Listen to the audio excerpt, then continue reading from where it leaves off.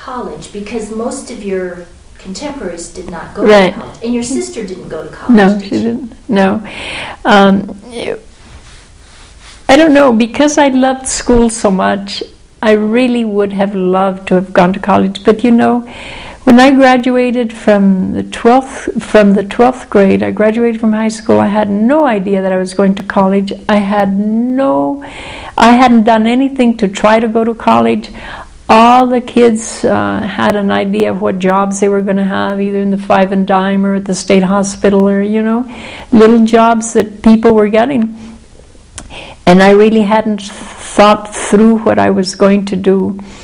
And I had been cleaning houses up to then, and I don't know if I planned to continue doing that. I don't know what I was going to do. But the night I graduated, there were 21 students that graduated from high school. And of those 21, that night, at graduation night, there were 7 awards. And I got all 7. One other student, there was a double award, and another student got one of the awards, and I got all 7 awards the graduation night. Back then they didn't have scholarships.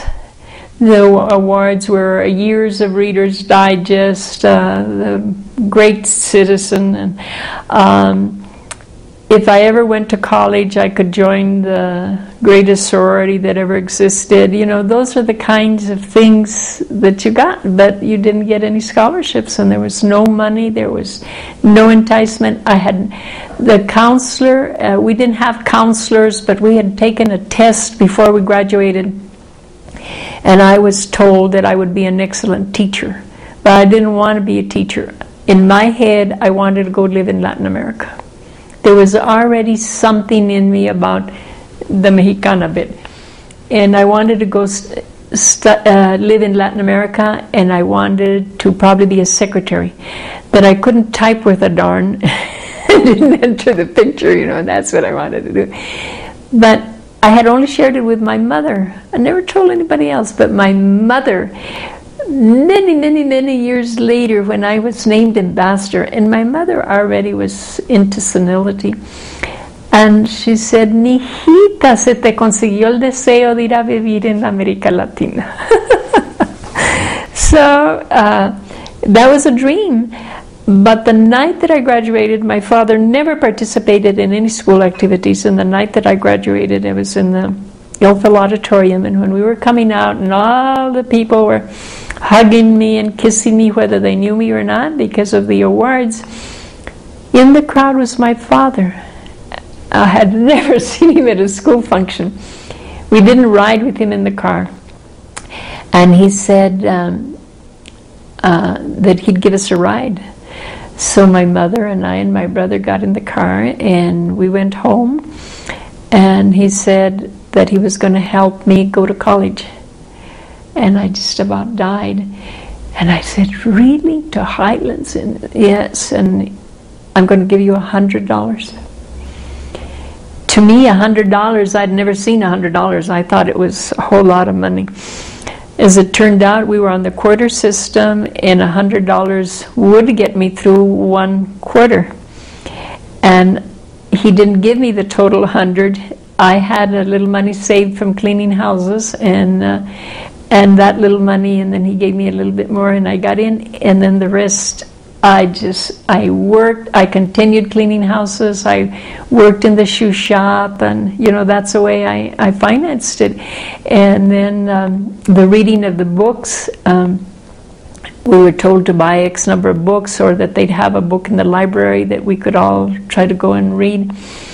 Well, I couldn't buy books, so I learned to offer to read the books, outline them for students, and shoot, that would make me a good student, because I was teaching everybody with a book, but I didn't have to buy books. And so I found ways of getting through. And then, darn it, I fell in love, and I got married, and I quit. And oh, my professors thought it was awful for me to quit, but I quit. And so I had only gone to school 1 year. And then I quit, and I was out, and had 3 children, and worked at little jobs. I worked at a parachute factory, and they'd run out of a contract, and I'd go back to school, and I'd go back another quarter, and then they'd get a contract. I'd go work some more, and then go back to school. So this is the way I was doing it then, and by then I knew that I had to work in my heart, and it had to be something where it was going to make a difference. By then it really was in me, and I wanted to be a Spanish teacher, because my Spanish was very different from everybody else's Spanish, because we spoke Spanish at home, standard Spanish, and so I wanted to do something with the Spanish, but the teacher that was young, and there was only one Spanish teacher, so I thought I need a job sooner than when she dies, right? So I changed, because my friends were going to study elementary education. I changed to elementary education, and I loved it. I just loved it. I loved working with the children, and so finally I finished and went out to teach, and I look back now, and I think I've been teaching always.